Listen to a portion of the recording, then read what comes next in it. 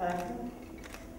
É um prazer para mim e uma honra ter a oportunidade de vos saudar, Secretário de Estado, Sr. Jaime Gama, caros colegas, nesta conferência de abertura, que é a primeira de um ciclo em que esperamos trazer a esta casa um grupo de individualidades que tiveram responsabilidades na área da política externa para analisar e debater as linhas de continuidade política da política externa portuguesa e refletir sobre os caminhos do futuro, atendendo, sobretudo, ao momento de crise, às circunstâncias adversas que marcam a atualidade, às tendências de evolução no quadro internacional que também se apresentam pouco otimistas, de certa maneira, e, sobretudo, para procurar avaliar o sentido, os limites e as oportunidades da política externa portuguesa, tendo em conta especialmente a história concreta das últimas décadas, sobretudo,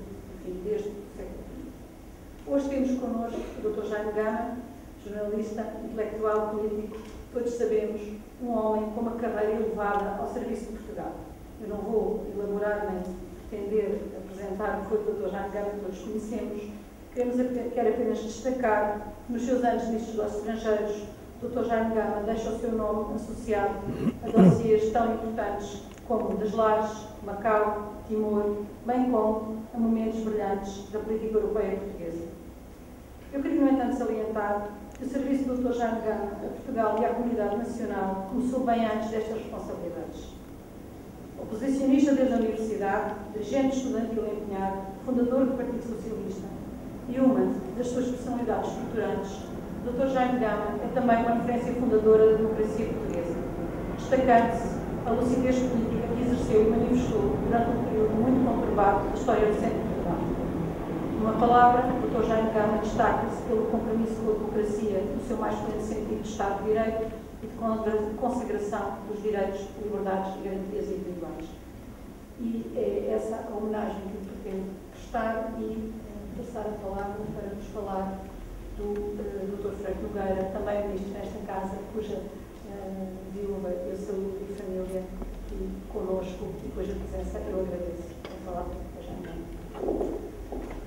Sr. Secretário de Estado, Sra.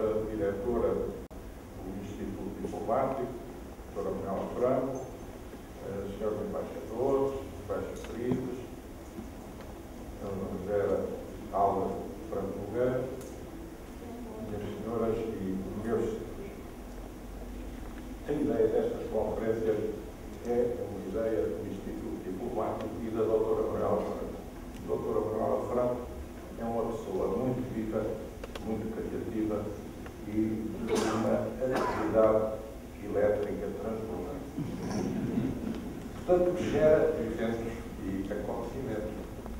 E ela teve esta ideia, depois precisa de cobaias, ela diz também de cúmplices, que é a de organizar uma perspectiva da política externa portuguesa em que os antigos ministros analisam o brilho do trabalho realizado por outros antigos. É uma ideia interessante, intelectualmente brilhante e confesso que não podia deixar de responder positivamente ao resto dela me lançou. Embora eu sinta um pouco defraudado, porque ela me lançou para abrir o ciclo de conferências, penso que tinha a ideia de visualizar completamente o ciclo no momento em que ele arrancasse, mas o ciclo também está em criação permanente e, portanto, temos algumas pistas do que irá ser a sequência das conferências, mas ainda não um desenho global e final do programa. Mas, enfim, isso só faz atrair sobre este conjunto de iniciativas uma atenção relevante. Pois bem, penso que muitos dos que aqui estão presentes, por razões várias, respondem um pouco a esta intrigante questão. O que é que o Jaime Gama tem a dizer sobre o Franco Nogueira? Portanto, isso é também um motivo para estarem aqui presentes, não apenas um motivo meramente protocolar. Pois bem, gostava de fazer algum enquadramento. A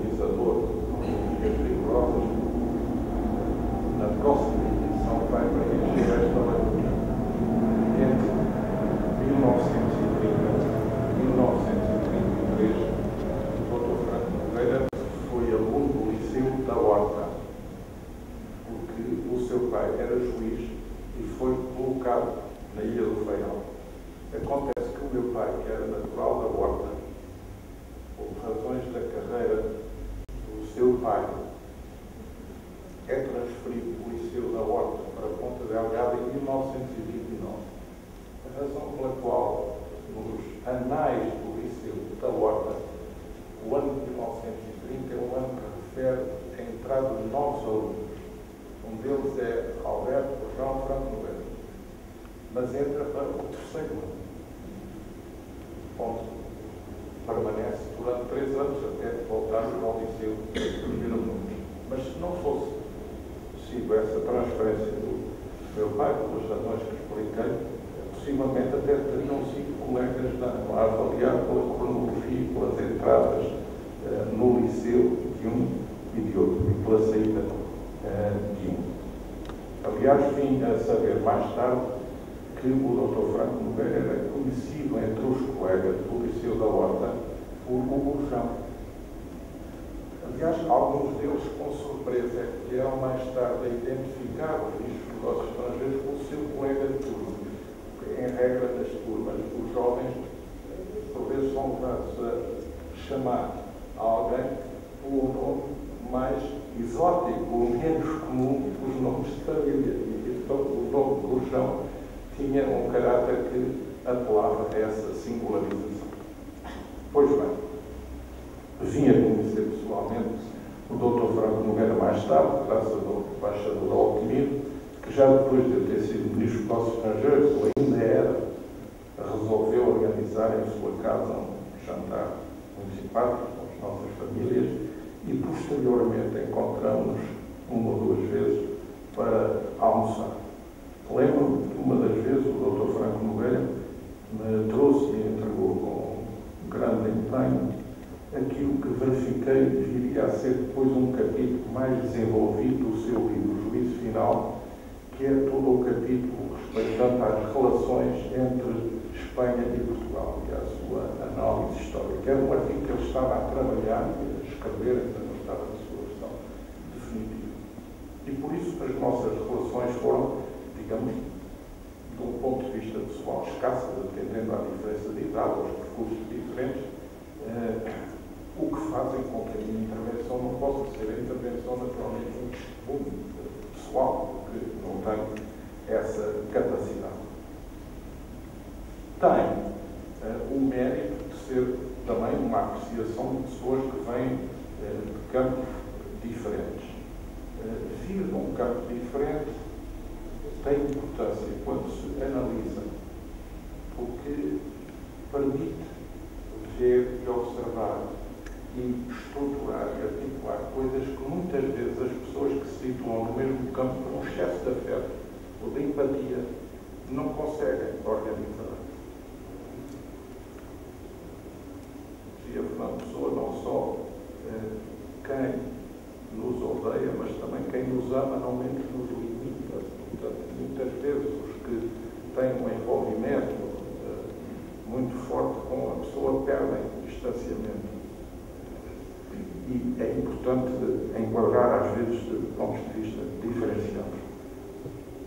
Depois, há manifestamente algo que é importante, é que exercemos as mesmas funções durante períodos longos, embora em épocas diferentes. E na percepção dos acontecimentos históricos e das realidades, muitas vezes a análise sociológica ou historiográfica ou meramente científica perde, porque a sua autoria raro detém um contacto de conhecimento com situações análogas ou semelhantes que habilita de uma forma mais profunda a compreensão de certos acontecimentos e de certas atitudes. É como se um romancista falasse sobre outro romancista ou como se um crítico literário falasse sobre um romance. São perspectivas diferentes. Quem desempenha funções análogas tem instrumentos de compreensão que, embora situados em épocas diferentes, permitem compreender melhor certos aspectos do desenvolvimento das atitudes e das condutas. Portanto, espero que o meu depoimento contribua para elucidar alguns aspectos deste período de histórico e da atuação do Ministro dos Negócios Estrangeiros, Franco Nogueira.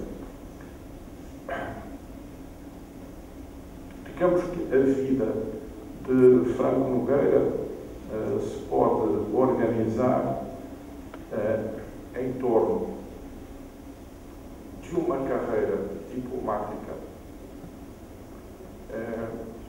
construída num momento muito interessante da vida internacional, a partir do fim da Segunda Guerra Mundial, e muito especificamente em contacto, desde muito cedo, com o dossiê África e Nações Unidas. Não sei se foi um facto premonitório da sua vida, como digo, como há a circunstância das provas de admissão à carreira diplomática, muito cedo, visto que ingressa no INE em 1941, com 23 anos, o tema que foi dado para dissertar fosse o tema da Conferência de Berlim e do Marco Polo Rosa.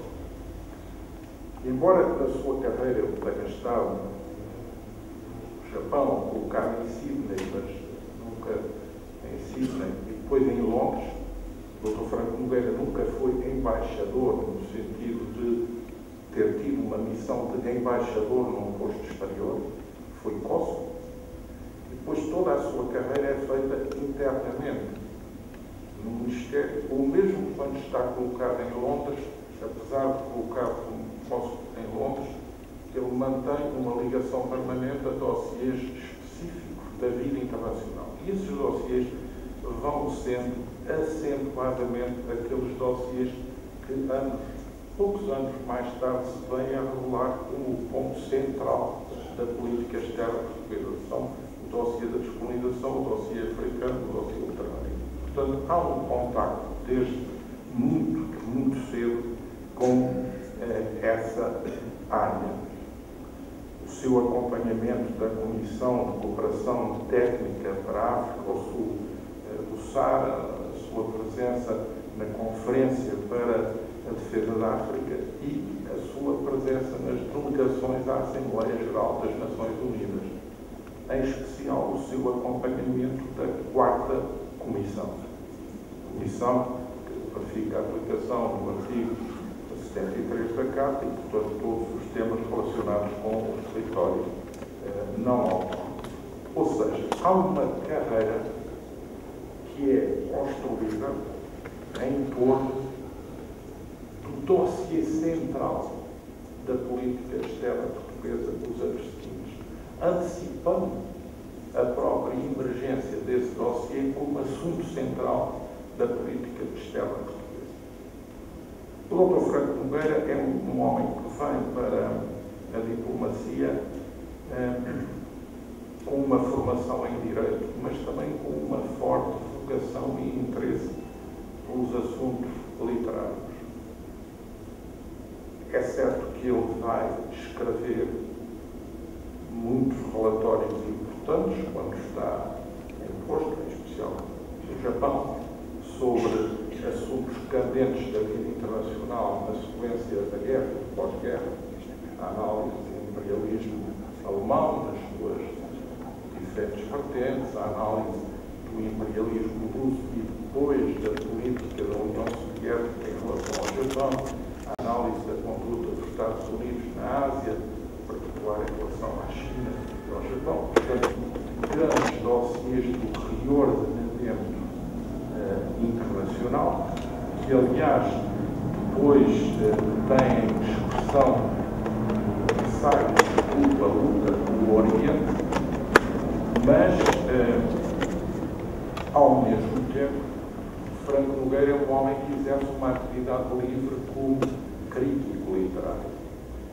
E crítico literário com incidência particular nas duas correntes emergentes de Portugal. Por um lado, presença, por outro lado, o neorrealismo e com a publicação de inúmeros textos no Diário Popular e também no Jornal de Setúbal, que atestam bem o seu interesse pela vida literária. O interesse pela vida literária da parte de um jurista e diplomata é sempre a expressão de uma qualificação humana especial, porque significa alguém que não está limitado ao horizonte estrito da sua profissão numa dimensão, numa acessão meramente administrativa, tem outros interesses, vê para além disso e procura, através da literatura, indagar a vida em todas as suas componentes, a vida do espírito, a cultura, a civilização. Portanto, um traço distintivo muito importante que confere um reforço de uma capacidade acrescida de substância para a análise da situação internacional. É um diplomata que progressivamente é chamado a desempenhar funções importantes no Ministério, chefe de repartição de negócios políticos, adjunto e depois diretor-geral dos negócios políticos e de administração interna. O que significa, não priva, que o Ministério dos Negócios Estrangeiros português tinha um pessoal muito limitado, bastante limitado de missões e de funcionários, o que significa também a capacidade de desenvolver um trabalho continuado em regime constante, permanente, o que o leva a colocar-se numa linha de sucessão quando o ministro Marcelo Matias, já há muito tempo desejoso de abandonar as suas funções, liberta esse encargo e também aconselha e sugere, porventura, a sua substituição pelo Dr. Franco Nogueira. A conjuntura política em que essa substituição se opera é a conjuntura política de 61 e do pós-golpe, tentativa de golpe de Estado de terrorismo. Portanto, 1961 é um ano muito difícil para o regime então vigente, muito difícil, porque desde 1958, com a campanha do Humberto Delgado, desde 60, com a emergência de 18 novos Estados independentes em África, depois com os acontecimentos de Santa Maria, São João Batista da Judá, a rebelião da UPA no norte de Angola e a atitude de um segmento do governo e das Forças Armadas com um apoio político firme de alto nível do anterior Presidente da República, Carneiro Lopes, e no futuro Primeiro-Ministro Marcelo Caetano, entender que se devia optar por um caminho diferente em matéria de relacionamento com a questão africana. É um ponto muito duro, um ponto crucial que Salazar resolve da forma que conhecem e que leva à formação de um executivo que é simultaneamente um executivo de firmeza em relação à prossecução de uma política sobre África, mas um executivo onde há a inclusão de personalidades que não podemos considerar reportadas na órbita estrita dos recrutamentos do anterior regime. Um desses casos é Adriano Moreira, o outro dos casos é Franco Nogueira. Franco Nogueira não é aquilo que me foi dado a entender, não é nem pode ser considerado um quadro do regime no sentido de ser alguém que tivesse uma proveniência política, tendo por motivação central uma opção ideológica do anterior regime. Ele não é ninguém que tenha feito uma carreira na Revolução do 28 de Maio, que acho que tinha 8 anos, não é ninguém que viesse do integralismo lusitano, não é ninguém que viesse da sociedade portuguesa, não é ninguém que viesse sequer do CADC, o catolicismo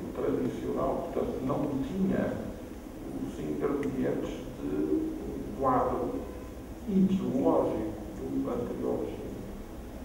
É um diplomata que até dedica grande parte da sua vida a escrever crítica literária que assenta na análise da obra de opositores do regime. E é também um diplomata que escreve relatórios sobre a situação internacional, onde denota uma preocupação de realismo, de objetividade, que não o permitem considerar enquadrável na postura doutrinal do salazarismo. É um ponto importante. E esse governo é um governo que naturalmente tem a sua componente na política externa, a sua componente no reforço da frente ultramarina, quer no Ministério, quer nos governadores, aí depois haverá problemas que conhecem, mas também na frente militar, com a reorganização da estrutura militar, permitindo uma recolocação de tropas portuguesas em todos esses territórios, como se veio verificar. Pois ainda, no final do ano, tudo isso vem a ser abalado com a invasão de Cuba e também no início de 62 com o golpe de Beja, portanto um período bastante vivo, bastante instável do anterior regime. E Franco Nogueira é assim chamado a desempenhar as funções de Ministro dos Negócios Estrangeiros numa situação interna difícil e exigente. E numa situação externa também particularmente exigente, visto que desde há muito a pressão sobre Portugal em relação aos territórios ultramarinos e à sua política africana, em especial nas Nações Unidas e da parte de alguns dos seus aliados, se vinha a fazer sentido. O próprio general Eisenhower, quando visitou Portugal, já tinha deixado também alguns pontos de vista nessa direção. Franco Nogueira vai ser, no quadro dessa opção, alguém que, sem pôr em causa a opção central, vem a introduzir dinâmica, combatividade e argumentação. E vem construir o que se pode considerar uma manobra na frente diplomática a partir de um conceito e de um sentido de operações, baseado num argumentário que não é absolutamente idêntico ao argumentário de Salazar e baseado no comando e na organização de um conjunto de ações diplomáticas que passam muito pela sua própria intervenção no plano diplomático e na frente diplomática. Ele é alguém que domina também a língua inglesa, e isso dá-lhe potencial acrescido no plano externo. Quais são os sentidos e as direções principais de intervenção? Naturalmente, a ONU. A ONU, uma organização onde Portugal tinha sido admitido nas condições em que tinha sido admitido e que desde muito cedo começou a desenvolver uma doutrina sobre a descolonização, não só sobre os territórios sob tutela e comandados, mas também sobre os territórios não autónomos. E aí a ação de Franco Nogueira, que já conheceria o dossiê da sua experiência passada nas várias comissões técnicas sobre a África e na participação nas várias Assembleias Gerais e na quarta Comissão, é absolutamente instrumental na organização de argumentos para conduzir a batalha jurídica nas Nações Unidas. Depois, em relação aos aliados, em especial os Estados Unidos, a Alemanha, a França e o Reino Unido, a Espanha e o Brasil. Países com posições diferenciadas sobre as questões da descolonização comunicação e onde também se faz sentir o peso e a força dessa manobra. Pois, em relação à África do Sul, à Rodésia e ao Malau, considerados aliados, uma frente africana, que também inclui outros países e inclui posicionamentos fortes em relação à questão do Biafra e à crise do Congo. E depois, em relação à Ásia, procurando estabilizar a frente asiática com a China e com a Indonésia e procurando equilibrar com o Paquistão as posições da Índia. Portanto, trata-se, em primeiro lugar, de conseguir uma gestão, cativação e neutralização dos aliados. Com os Estados Unidos, o relacionamento é complexo e difícil, em especial durante a administração Kennedy, porque desde 1961 os Estados Unidos, com a administração Kennedy, têm a preocupação de melhorar o seu relacionamento político com o terceiro mundo. Através disso, visam também fomentar a emergência de correntes do terceiro mundo não inteiramente subordinadas à órbita soviética e, em princípio, os Estados Unidos, como antiga colónia independente e grande potência, privilegiando sempre o mercado internacional e a liberdade de comércio e, portanto, achando sempre um ganho de causa na perda das posições coloniais europeias a favor do mercado internacional, que os Estados Unidos pudessem ser também beneficiados e ganhando condições de acesso a certos territórios e à economia desses territórios que a manutenção de uma situação colonial lhes não permitia. São conhecidas as fases de maior acrimónia, as fases de negociação dura, as propostas norte-americanas à administração portuguesa sem sucesso, quer através do secretário de Estado, quer através do embaixador em Lisboa, do subsecretário de Estado, enfim, e a forma como a diplomacia portuguesa, conduzida por Franco Nogueira, estabelece uma resistência em relação a essa linha de argumentação. A resistência que, aliás, é também suportada pelo controle militar dos territórios. Portanto, trata-se não apenas de uma argumentação jurídica, mas de uma argumentação jurídica preenchida no terreno e utilizando e gerindo bem a necessidade dos Estados Unidos em renegociar a sua presença na base das Lajes, que é uma negociação conduzida por forma a moderar a conduta americana em relação às suas pressões sobre Portugal e a moderar a conduta americana em relação a todo o apoio aos nacionalismos em Angola. Apoio que, aliás, teve sempre canais diferentes, canais políticos, canais religiosos, canais sindicais, e que, digamos, as autoridades portuguesas procuravam curto-circuitar e eliminar, ou com o argumento da persuasão, ou com o argumento da negociação da base das Lajes, ou também com o argumento da própria pressão popular organizada, as manifestações contra as baixadas, consulados em Lisboa, em Luanda, toda essa articulação, e dentro dos próprios Estados Unidos, com a organização de um lobby de comunicação e com a organização de um comitê diplomático luso-americano para contrabalançar o comitê África dos Estados Unidos.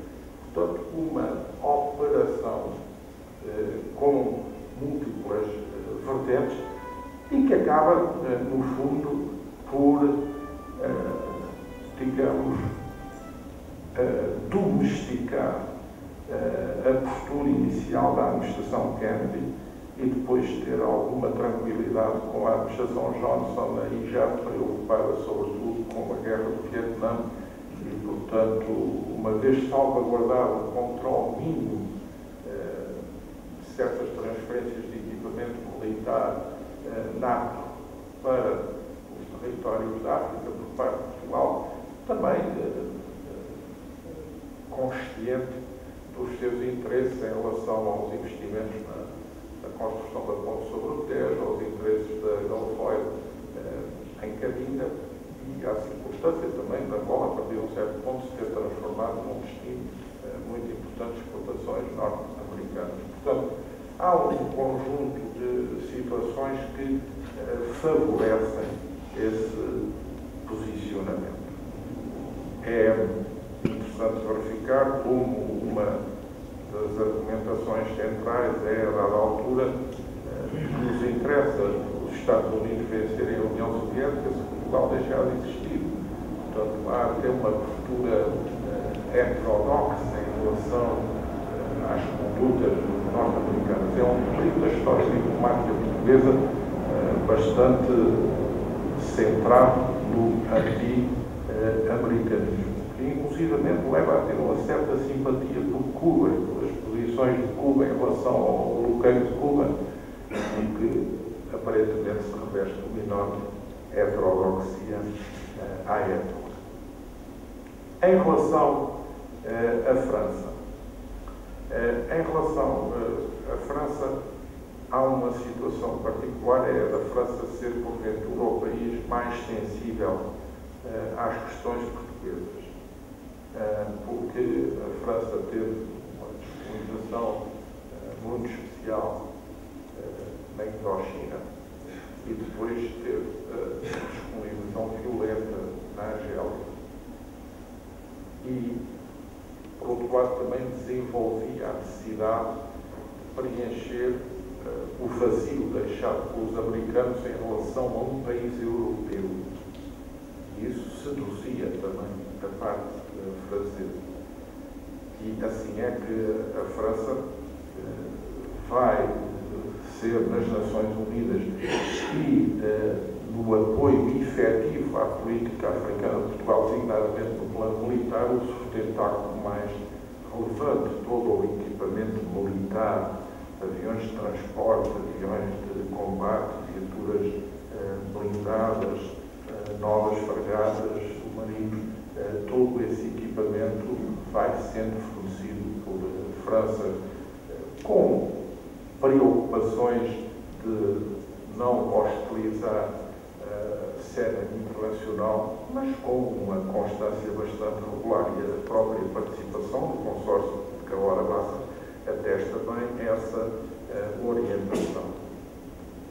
A circunstância de muitos militares portugueses frequentarem cursos da Escola Superior de Guerra é também um bom indicador, e também a circunstância de capacidades muito importantes para o tipo de guerra que Portugal conduzia em África, como os paraquedistas, a ação psicológica, a operação com helicópteros para missões de cerco. Tudo isso é feito com o apoio francês. E esse apoio francês tem um momento especial com a celebração do Acordo das Flores em 1964. A França tinha necessidade de expandir a sua força nuclear, necessitava não um local, porque isso tinha pacífico para realizar as explosões, os ensaios das suas bombas nucleares, mas precisava de um local para fazer o rastreio dos mísseis de médio alcance que estava a desenvolver. Na altura ainda não possuía a capacidade para estabilizar os instrumentos de telemedidas em navio, por isso necessitavam uma estação do Sol, a base das Flores, é uma estação de telemedidas para, digamos, regular os ensaios de mísseis balísticos franceses feitos a partir de Iscarrosse, em França, para o Atlântico. É um programa que, obviamente, tem contrapartidas em toda esta lista de fornecedores militares importantes. Portanto, a relação com a França é uma relação cuidada, uma relação de grande interesse nesta contra-ofensiva diplomática. Também a relação com a Alemanha. A relação com a Alemanha já tinha do antecedente, mas consolida-se muito neste período. A Alemanha precisava, por razões de doutrina NATO e da sua própria defesa, de constituir reservas estratégicas fora do território alemão, com a noção de que precisava de 20 dias de reservas, elementos, fardas, munições, esquadras de ataque, e, portanto, deslocaliza para Portugal uma parte dessas funções. E, obviamente, nessa deslocalização figuram contratos importantes de fabrico de equipamento e de armamento, bem como contratos importantes de manutenção de aeronaves. São esses contratos que vão permitir às Forças Armadas Portuguesas fabricar em Portugal para vender para a Alemanha, mas também para uso pela parte portuguesa, um vasto conjunto de equipamentos militares, designadamente as famosas espingardas automáticas G3, imprescindível para o equipamento do Exército, para além do fornecimento de aviões e equipamentos mais avançados e indispensáveis para a Força Aérea Portuguesa. A Alemanha tem também este papel, embora a partir de 1966, com o estabelecimento de um governo de grande coligação, com o chanceler Kissinger e com o Willy Brandt como ministro dos Negócios Estrangeiros, esta situação evolua num sentido de menos incidência deste tipo de contactos, porque também, por virtude de uma alteração da doutrina militar da NATO, com a introdução da doutrina de resposta flexível, se considerou que a Alemanha devia ter na Alemanha grande parte dos equipamentos militares suscetíveis de neutralizar o primeiro ataque ainda com meios convencionais. E, portanto, a teoria das grandes retaguardas estratégicas é substituída por uma teoria de posicionamento avançado dissuasor, o que faz diminuir o peso e a importância das instalações em Beja, em Troia e outros contratos que estão estabelecidos. A Alemanha, não sendo membro do Conselho de Segurança das Nações Unidas, não estava submetida a um escrutínio internacional tão exigente como os países membros do Conselho de Segurança. E, por outro lado, também centrava a sua prioridade externa na questão da sua reunificação, que fazia com que não estivesse numa primeira linha do debate sobre a questão africana.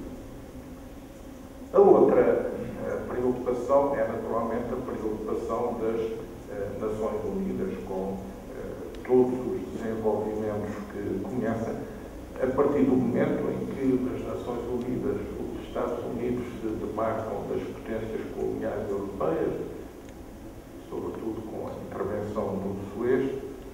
As potências coloniais europeias, em ritmos diferentes, organizam e antecipam os seus programas de descolonização e, portanto, aceitam o princípio de que a ideia descolonizadora é uma ideia que fará o seu caminho, embora devendo ser realizada em ritmos especiais. E o próprio Brasil, ainda durante o período colonial e depois da própria ditadura militar brasileira, também se vem a orientar neste sentido. A própria Espanha faz opções. A Espanha tinha tido os seus grandes problemas coloniais no século XIX, na América Latina, com o confronto na Revolução da Independência das colónias latino-americanas, tinha tido grandes problemas com os Estados Unidos a propósito de Cuba e das Filipinas, também uma segunda onda descolonizadora bastante complexa, e depois tinha tido os problemas em Marrocos, conhecidos no início do século passado, com toda a situação do norte de Marrocos, a guerra do Rif. E depois, desde essa época, a Espanha desenvolve uma política de aproximação aos países árabes. Já a própria política franquista se orientava nessa direção. A forma como a Espanha resolve as questões da cessação do mandato e, antes disso, a própria maneira como a Espanha se comporta durante a Segunda Guerra Mundial em relação à sua relação com o mandato francês, jogando com ambições alemãs, ambições espanholas e a própria presença francesa. E depois com a preparação da independência da Guiné Equatorial, que é feita em 1968, mas que é preparada antes.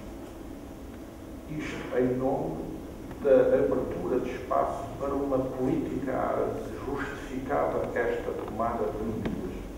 Portanto, aqui também uma frente bastante complexa e bastante difícil, que é, obviamente, encarada também pela diplomacia portuguesa e é encarada por Franco Nogueira no desenvolvimento da sua manobra diplomática. Esta manobra diplomática, condensando, era uma manobra que era uma contra-ofensiva de argumento, era a procura de ganhar tempo e estabelecer com esses países o retardamento dos seus ritmos de pressão e era também procurar em África conquistar aliados. É uma relação que passa por momentos de grande desafio também com as igrejas protestantes, mas também com a Igreja Católica, como todos nós conhecemos, sobretudo através das encíclicas Pacem in Terris e depois da encíclica de Paulo VI, Populorum Progressio. Qual é a grande linha de argumentação de Franco Nogueira?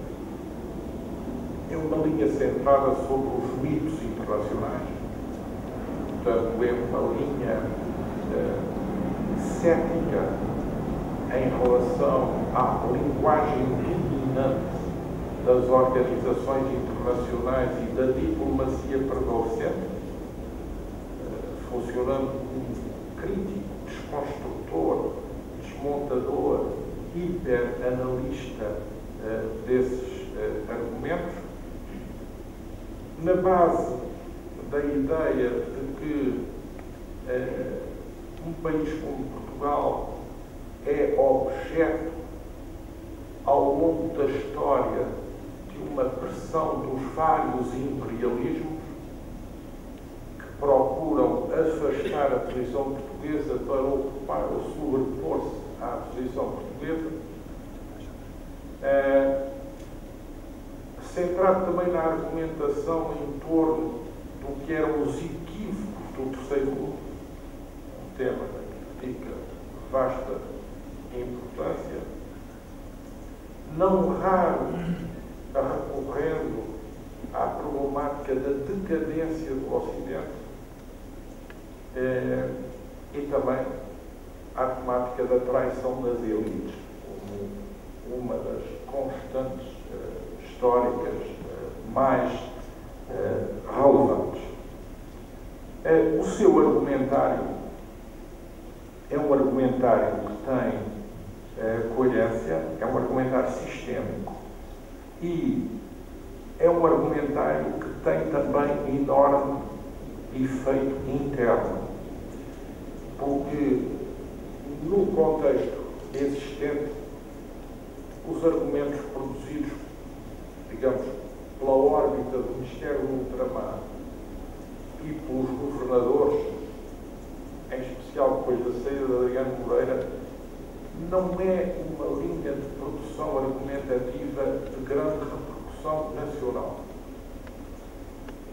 O argumento militar é também um argumento não público, visto que os militares têm um determinado perfil de conduta. O ministro da Defesa da época era um militar austero, espartano, ultra sóbrio e rigoroso, mais empenhados na organização das forças e na conduta das operações militares do que propriamente numa argumentação pública relevante.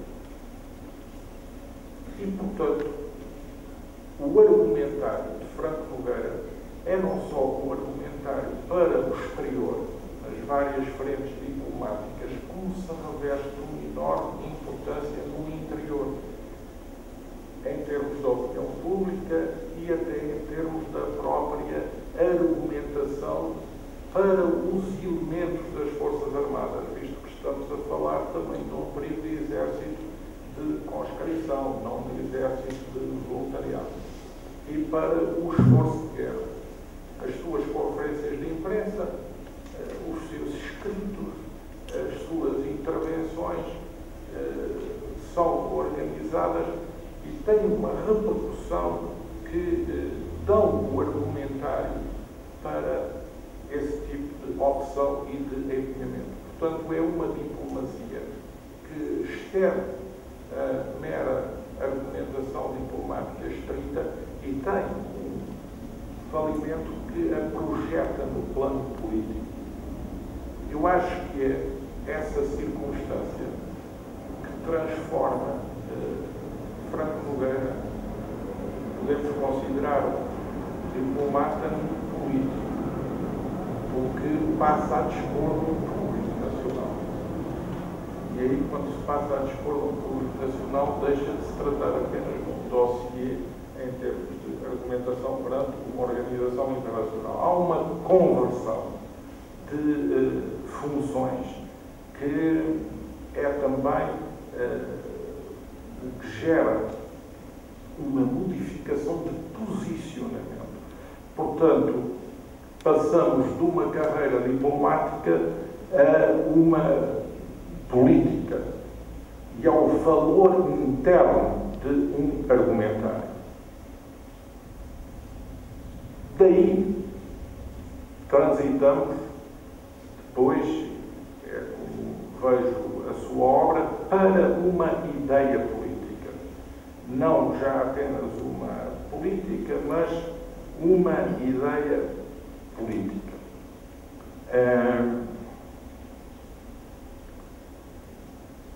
Essa ideia política nasce ainda na fase da política, com a noção de que é necessário argumentar aos aliados do Ocidente que não estão a agir em conformidade com a defesa substantiva dos seus interesses, muitas vezes menosprezando a posição portuguesa de um aliado e vitimizando com o sublinhar dessa subalternização. A ideia de que o Ocidente deva ser reeducado, de que devam ser reavivados certos valores em uma constante do seu pensamento e também a noção de que, estando tão intenso o argumento e a defesa de uma política, a abertura de uma qualquer fissura seria um instrumento através do qual toda essa batalha seria perdida, porque perderia em coerência, perderia em convicção, perderia em força. Estamos perante uma batalha diplomática que se converte numa política externa e depois que o desenvolvimento da sua argumentação com persistência, com obstinação, se converte numa política. É certo que Franco Nogueira, que era cético em relação às posições do salazarismo, segue e se enquadra nessa política definida nos seus traços gerais a montante, mas a verdade é que ele lhe incute um conjunto de argumentos e desenvolvimentos que são criação sua e não são idênticos nem absolutamente sobreponíveis, têm uma margem de criatividade que deixa o traço indelével do seu autor. Ajuda a fixar essa política, mas acrescenta instrumentos. Tem manifestamente uma linha direta com o Primeiro-Ministro, com quem articula o essencial, mas desenvolve e executa o que entende que deve ser a orientação. E apresenta-o de forma pública, com não só declarações de ocasião, entrevistas de circunstância, mas também com textos fundamentados e com intervenções de fundo. Em 1968, com a morte de Salazar, é alguém que pode aspirar à sucessão, mas o diplomata com dificuldade gera uma corrente, uma força empírica, um grupo relevante capaz de agir numa circunstância dessa natureza. Embora não concordando com quem é escolhido para sucessor, mantém-se no governo para assegurar uma transição sem ruptura e depois inicia uma carreira política como parlamentar, que aliás cessa em 1973. Digamos que sai a tempo de Ministro dos Negócios Estrangeiros, porque a nova etapa não era uma etapa do seu agrado. Ele, como deputado, prepara uma transição e, naturalmente, vem a ser encontrado fora da vida política ativa no 25 de Abril, no período mais turbulento, é objeto de uma detenção, exila-se e regressa a Portugal. E aqui passa o essencial, a meu ver, do momento crucial da sedimentação de um pensamento político e de uma reflexão. Franco Nogueira, ainda no período de Marcelo Caetano, publica As Crises e os Homens, já um ensaio político com muito do pano de fundo que viriam a ser alguns dos seus escritos superiores, e depois, seguramente,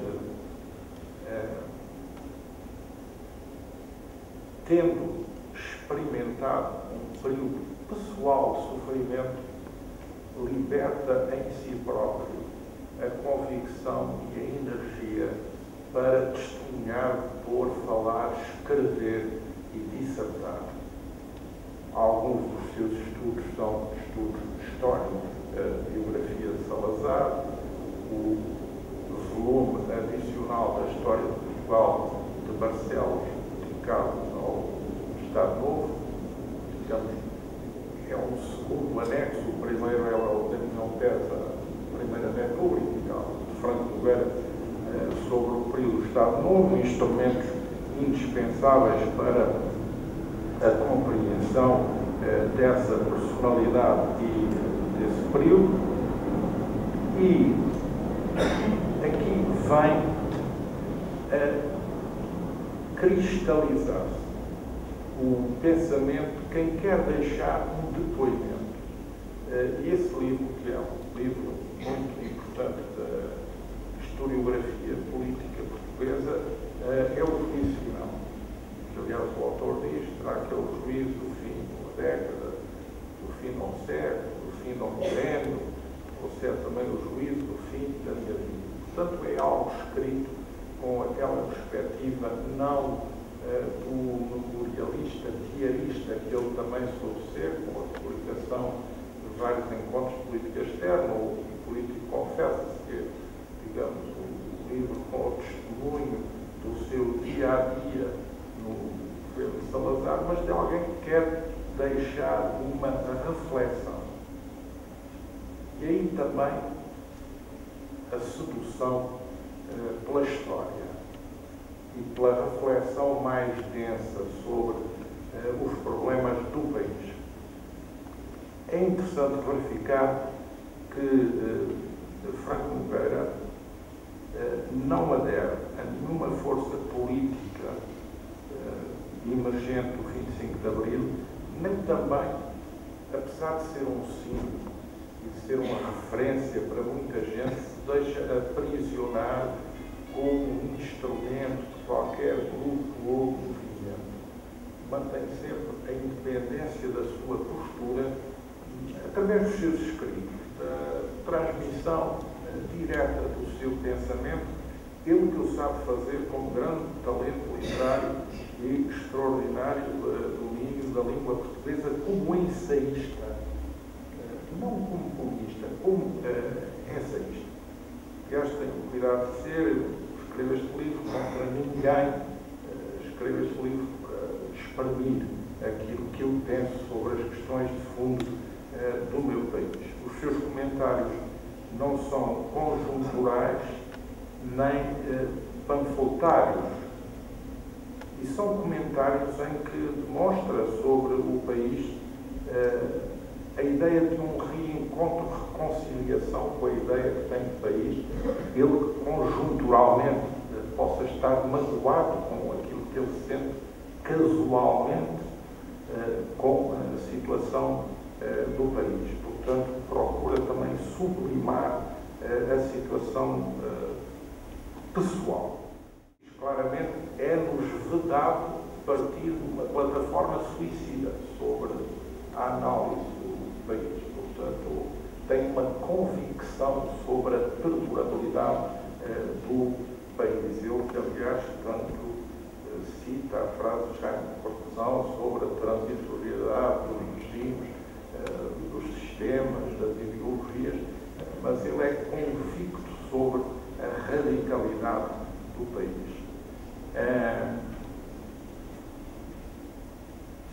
Depois diz, é preciso agir com fé em função de princípios, mas diz também, mas isso implica humildade. Onde está a verdade? Desde Pôncio Pilatos essa questão se coloca e a resposta ainda não foi encontrada por ninguém. Bom, Franco Nogueira, que tinha sido, obviamente, um nacionalista pragmático, revela aqui também outro traço fundamental, já não da sua conduta enquanto Ministro dos Negócios Estrangeiros, mas da sua conduta enquanto homem político. Eu acho que ele é um cético com convicções. É um agnóstico crente. Alguém que tem convicções, mas também abre um momento para duvidar delas e para as questionar de um ponto de vista de exigência intelectual, de exigência do espírito. Isso o faz, digamos, ser distinto daquele que meramente segue uma cartilha. Portanto, ninguém pode procurar encontrar na leitura de Franco Nogueira uma cartilha. vai encontrar questões, vai encontrar sempre a perspectiva de um ensaio e vai encontrar sempre benevolência em relação aos adversários, mas exigência em relação à demonstração da razoabilidade das teses próprias. Por exemplo, em 1979, dizia sobre, digamos, a reforma institucional, o necessário quadro político para o país. Há que assegurar estabilidade do Executivo e, ao mesmo tempo, a indispensável alternativa do Governo a conciliar a liberdade de oposição que fiscalize e se exprima plenamente com a autoridade que governe e administre com eficácia e responda pelos interesses da nação. Ou seja, não é dedutível do pensamento de Franco Nogueira a apologia de uma ditadura como sistema político. É sim dedutível a apologia e a defesa de um regime político racional. Uma democracia conservadora, se quiser, uma república conservadora, se quiser, mas não algo de diferente. Franco Nogueira não é um ideólogo de extrema-direita, não é o paladino de um totalitarismo, de um ideal salvífico. É um nacionalista pragmático e é também um cético com convicções. Um cético com convicções situa-se num campo delimitado do pensamento, mas não é um homem do absoluto extremo, da tentação do absoluto extremo. É alguém de equilíbrio. E o seu texto, juízo final, Memória das Raízes, a ameaça permanente, Milagre da Vontade, o fim do século e do milénio, as querelas de Bizâncio, o retorno do destino, constitui no seu essencial uma espécie de código de samurai sobre a vida portuguesa. É algo que ele quer deixar como uma reflexão feita de experiência, mas como uma reflexão de quem espera procurar um eco para essa reflexão. Ou retomamos as raízes e encontramos a linha segura do nosso destino, ou seguimos pelo caminho de Bizâncio, substituindo os factos nossos pelos mitos dos outros. Há aqui neste texto final um regresso à escrita livre, à escrita pura, à escrita criativa, autêntica e verdadeira, como porventura dos seus textos de crítica literária inicial. Bom, penso que é tempo de terminar, senão até diríamos todos que le mort saisit le vivant. Pois bem, este regresso final à escrita é o que o faz transitar no fim da vida, comentador da literatura dos outros, autor assumido e pleno da sua própria literatura.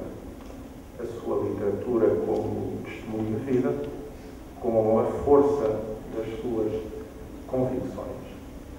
Franco Nogueira, argumentos e convicções. Muito obrigado.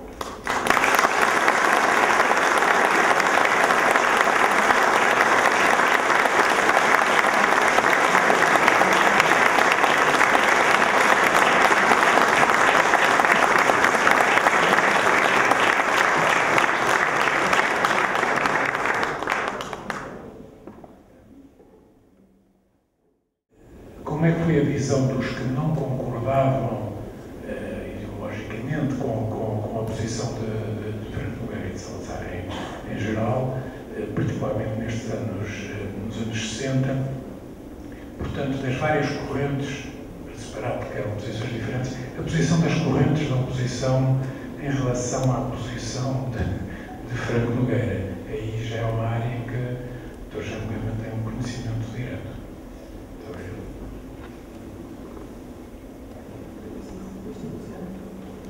Bom, isso aí é o tema para outra conferência. Mas isso é conhecido. Eu devo dizer, pela minha experiência, digamos, pessoal, nunca tinha ouvido falar do Dr. Franco Nogueira até ao dia em que tinha eu 14 anos, ele foi designado ministro.